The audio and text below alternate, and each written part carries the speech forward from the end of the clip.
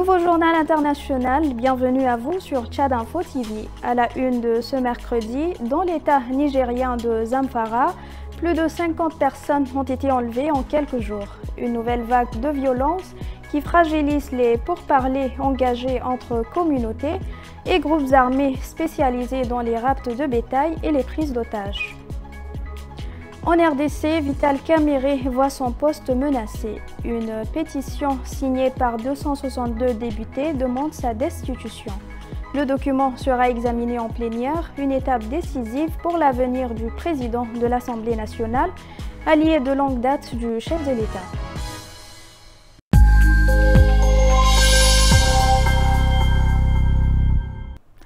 Au moins 50 personnes ont été kidnappées ces derniers jours dans l'état de Zamfara, dans le nord-ouest du Nigeria.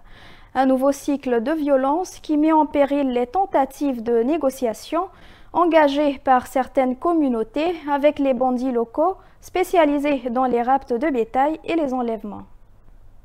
Plus de 40 fidèles qui prient au sein de la mosquée de Jidantube ont été emmenés par des hommes armés dans la montagne Gaori. Des groupes de bandits sont implantés dans cette zone qui la sert de base pour mener leurs opérations dans l'état nigérian de Zamfara, Sokoto et Kebbi.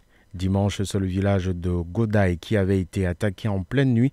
12 personnes ont été emmenées sous les tirs soporatiques des bandits. La veille, 18 femmes et enfants avaient déjà été kidnappés dans le village de Birnemzama, toujours dans l'état de Zamfara.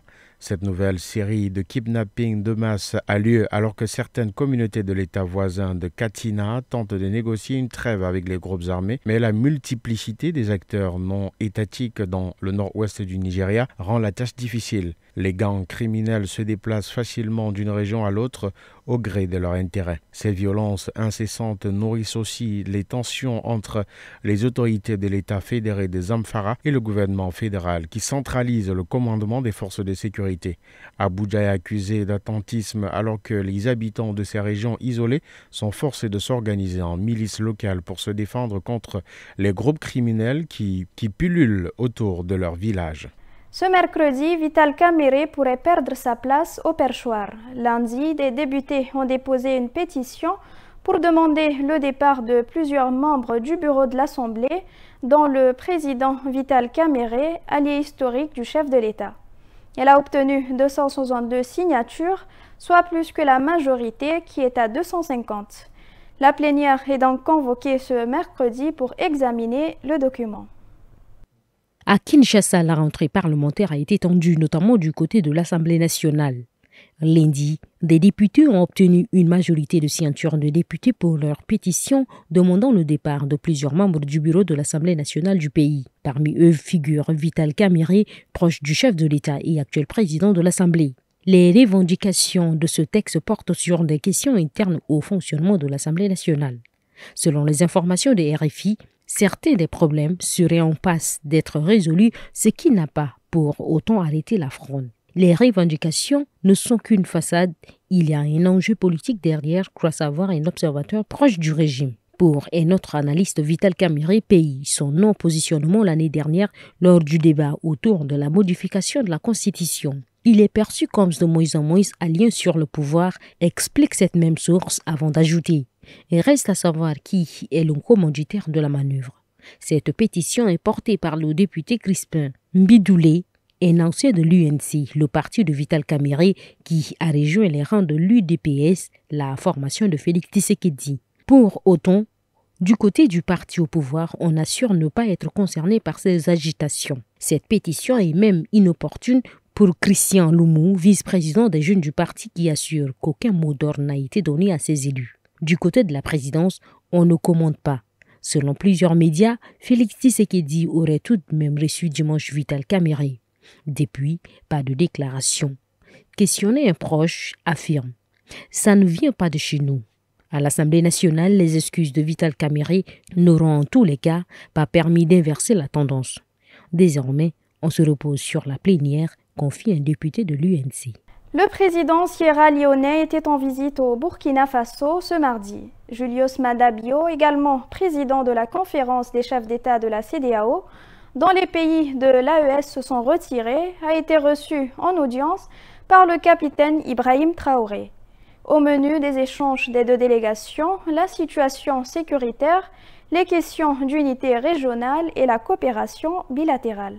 Pour sa deuxième visite au Burkina Faso, Julius Maada Bio dit être venu en sa qualité de président d'exercice de la CEDEAO, organisation sous-régionale dont les pays de l'AES s'y sont retirés. Au vu de la situation sécuritaire du pays, le président sierra-léonais a promis de faire tout son possible pour que le monde entier sache ce qu'il s'y passe réellement. Les discussions ont aussi porté sur les questions de développement que Julius Maada Bio qualifie de préoccupations majeures. Il a assuré que tous les pays de la sous-région ouest-africaine travailleront ensemble pour atteindre le développement et que pour cela, il fallait préserver l'unité de la sous-région.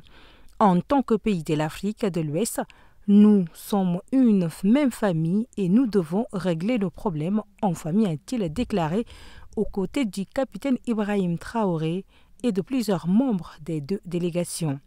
Le départ des pays de l'Alliance des États du Sahel de la CEDEAO ne doit pas être considéré comme un signe de division pour Julius Maada Bio. Il affirme être venu dire au peuple burkinabé qu'il n'est pas seul. Nous sommes des frères dans la sous-région et nous devrons travailler ensemble pour ramener la paix dans nos pays, a-t-il conclu. Au Kenya, une cour de justice a émis mardi un mandat d'arrêt à l'encontre d'un soldat britannique. Ce militaire est soupçonné d'avoir tué Agnes Wanjiru, une mère de 21 ans dont le corps a été retrouvé dans la fosse septique d'un hôtel de Nanyuki en 2012. Nous sommes très heureux de ces procès, même si la justice kenyane a attendu trop longtemps, explique Esther Njoki, la nièce d'Agnès Wanjiru. Il aura fallu 13 ans pour qu'un juge estime avoir suffisamment d'éléments justifiant un mandat d'arrêt. Aujourd'hui, c'est donc un soldat britannique qui est dans le viseur de la justice. Cette compagnie de ces soldats d'Agnès a été vue pour la dernière fois près de cette ville du centre du pays où se trouve la Batouk, l'unité d'entraînement de l'armée britannique au Kenya. Ce mandat d'arrêt présente une avancée significative pour sa famille, mais Maître Biou Kamou, l'avocat de la famille d'Agnès, reste toutefois sur ses gardes. Nous n'avons même pas été informés de l'émission de ces mandats. Ces manques de transparence nous inquiètent. Cette affaire a déjà suffisamment souffert de dissimulation, conclut-il. En 2019, une enquête sur le meurtre d'Agnès a été lancée, mais jamais ses conclusions n'ont été rendues publiques. En 2021, l'hebdomadaire The Sunday Times a publié des témoignages des soldats affirmant avoir entendu les aveux de leurs camarades, des révélations classées sans suite. Nous restons déterminés à aider la famille d'Agnès à obtenir justice, a réagi le porte-parole du gouvernement britannique dans un communiqué. L'examen de la demande d'extraction peut encore durer des années. La famille d'Agnès et ses avocats seront en Grande-Bretagne début octobre pour étudier la possibilité de porter plainte là-bas. Le président américain Donald Trump s'en vantait lundi 15 septembre sur son réseau social. Les États-Unis ont détruit un nouveau bateau vénézuélien et tué 3 personnes que le président américain présente comme des narcotrafiquants. C'est la deuxième frappe de ce type depuis le début du mois. Une méthode que des experts des droits de l'homme des Nations Unies dénoncent. Pour ces 3 experts indépendants mandatés par l'ONU, les frappes américaines sur ces bateaux en provenance du Venezuela sont des exécutions extrajudiciaires. Le droit international ne permet pas au gouvernement d'assassiner purement et simplement des narcotrafiquants présumés, affirme-t-il dans un communiqué. D'autant que le trafic de drogue n'est pas passible de la peine de mort en droit américain, comme le rappellent ces experts mandatés par l'ONU, mais qui ne parlent pas au nom de l'organisation. La seule raison pour laquelle les États-Unis auraient le droit de tuer ces personnes est donc la légitime défense.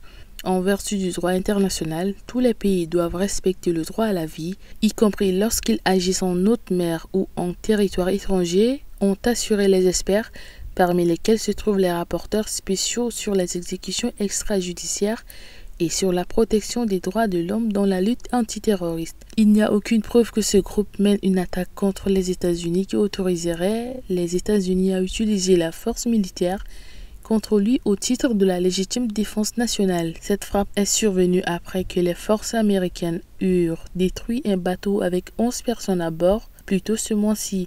Washington déclare que ce bateau était affrété par le gang vénézuélien Tren de Aragua.